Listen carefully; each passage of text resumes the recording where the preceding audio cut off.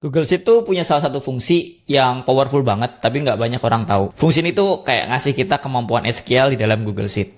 Nah, di video kali ini aku bakal bahas gimana caranya kita pakai fungsi yang namanya adalah query. Dengan fungsi query ini nanti kita bakal bisa ngambil data, ngefilter data, ngagregasi data, cuman pakai satu fungsi aja. Nah, langsung aja ya, kita coba bahas. Di sini misalnya aku punya dataset, teman-teman. Namanya dataset transaksi ya. Ini dataset dari sebuah toko fashion. Dari sini kita bisa lihat ada tanggal transaksinya, siapa yang beli, produknya apa, kemudian ini ada juga kategori, terus harganya berapa, gitu kan. Nah, di sini ada, ya buat sampel aja ada sekitar 200 baris, ini bakal kita pakai buat latihan pakai fungsi query. Nah, pertama kita bakal lihat dulu sebenarnya apa sih yang bisa kita masukin atau yang bisa kita setup di fungsi query itu. Jadi kita bakal langsung cek query gini ya, ini kita bisa klik help-nya. Nah, cuman ada beberapa aja. Yang pertama adalah datanya. Nanti datanya kita pakai data apa. Kemudian ada query-nya. Nah, ini yang bakal kita tulis nanti query untuk ngambil data kita.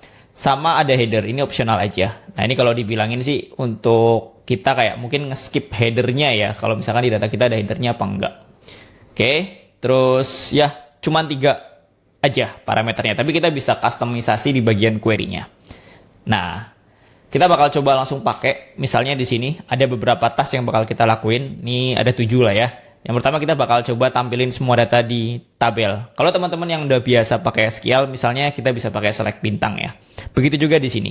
Oke, kita bakal explore satu-satu ya. Kita mulai dari yang ini dulu. Nah, misalnya kita pengen nampilin semua data. Ya udah, kita tulis aja fungsinya query. Terus datanya apa? Datanya kita bisa pilih aja di sini. Nih, kita pilih semua aja. Atau kalau misalkan nanti cita-citanya bakal nambah terus, ini kita buang aja E205-nya. Jadi kayak gini doang. Oh, sorry. Koma, query-nya apa? Kita mau lihat semua. Berarti select bintang. Udah, nggak perlu dikasih from gitu ya. Kalau di SQL pakai from ya. Tapi di sini udah ditulis datanya di depan. Jadi tinggal kayak gini aja. Jangan lupa ditaruh di dalam petik. Oke, kurung tutup, enter. Dah, tampil semua. Tapi kan sebenarnya seringkali kita nggak butuh nampilin semua ya, kita mau beberapa aja. Jadi kita bisa tentuin aja kolom-kolom yang mau ditampilin. Kita taruh di sebelah sini ya. Nih, memilih kolom yang mau ditampilin misalnya. Nah, di sini kita bisa query ya, kayak tadi datanya apa? Datanya atau gini aja. Kita bakal rubah dari yang sini. Oke. Nih, sama kan? Select A5 sampai E, select bintang. Nah, yang perlu kita rubah tuh di sini. Jadi bukan bintang lagi, tapi kita ganti kolomnya aja. Misalnya kita pengen apa? Kita pengen nama sama harga aja misalnya. Ya, berarti kita masukin aja di sini. Select, kita bisa tadi kolom apa? Nama itu udah di kolom B, harganya itu ada di kolom E. Jadi gini, dipisahin pakai koma. Tinggal enter. Udah. Jadi deh. Nama pelanggan sama harga. Kalau mau diganti misalnya ditambahin lagi, oh aku mau tahu produknya juga dong. Ya udah, berarti C. Nah, bisa juga gini. Sini. Next kita coba. Misalnya nih, kita nggak pengen semua transaksi. Kita cuma mau yang produk apa? Produk jam tangan aja, gitu kan? Kita bisa bikin lagi query-nya di sini. Nih, kita taruh lagi di sini. Oke. Di sini kita tambahin pakai yang namanya where. Where. Terus tadi kolomnya ini kolom apa tadi ya? Yang produk itu ada di kolom C, where C sama dengan apa? Jam tangan. Ini ya. Oh sorry, pakai petik 1. Nah, dah kelihatan kan cuma jam tangan doang. Atau misalnya nggak cuma jam tangan, aku mau jam tangan dan harganya lebih besar dari berapa ya?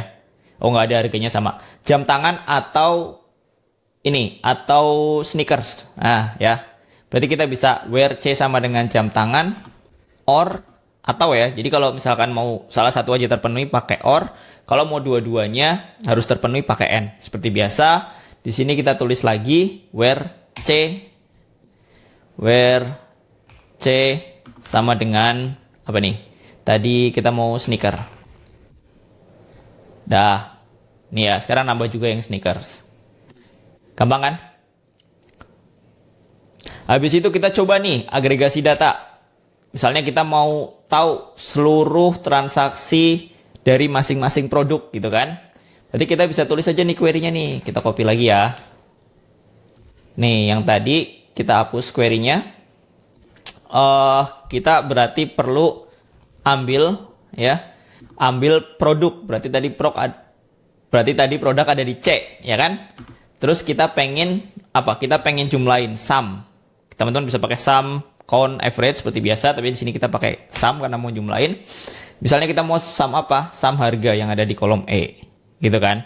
Sum E. Jangan lupa kalau kita mau ngagregasi kita harus punya yang namanya group by. Ya, group by-nya itu bisa diisi dengan ininya, apa namanya? Dengan kolom yang sebelum ada agregasinya. Mirip-mirip kayak SQL query, sama aja. Jadi di sini group by-nya C. Boom. Dapatlah per produk ya. Oke, ini kenapa ada yang kosong? Karena kita tadi ngeblok datanya kan sampai bawah ya. Jadi ada yang 0 gini. Nah, opsinya bisa teman-teman sort aja ya. Caranya adalah dengan menggunakan order by-nya misalnya sum E ya. Kita mau urutin berdasarkan jumlahnya kan. Sum E descending dari gede ke kecil. Nah, ini ya. Jadi yang tadi kosong di bawah nggak kelihatan.